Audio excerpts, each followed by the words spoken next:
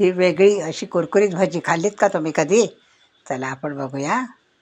हे बघा, ही हिरवीगार कोथिंबीर धुवून घेतलेली आहे, बोखे सगळे. आणि 1 वाटी डाळीचं पीठ, 2 चमचे तांदळाचं पीठ, तिखट, मीठ आणि हळद आणि ओवा असा जरा हातावर चोरून घ्यायचा, म्हणजे त्याचा सुवास राहतो ना. आणि पाणी घेतलं आहे, हे बघा. पाणी घेऊन सगळं मिश्रण मिक्स करायचं. बघा असं करायचं, एकदम पातळ पण नाही आणि घट्ट पण नाही. आणि हे कोथिंबीरचे बोखे असे घेतलेत. इकडे तेल कडकडीत तापत ठेवले. हे बघा, हे बोखे घोळून घ्यायचे असे. आणि एक एक असं सोडायचं. बघा, एक एक घेतला बोखा कोथिंबीरचा तरी चालेल. दोन्ही साईडनी कुरकुरीत अशी होईपर्यंत छान तळून घ्यायची.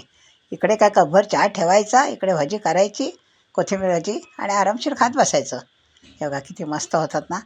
खाताना तो कुरकुरीत आवाज येतो. हे बघा, मस्त अशी कोथिंबीर भाजी आपली तयार झाली. आवडल्यास लाईक करा आणि फॉलो करा हां.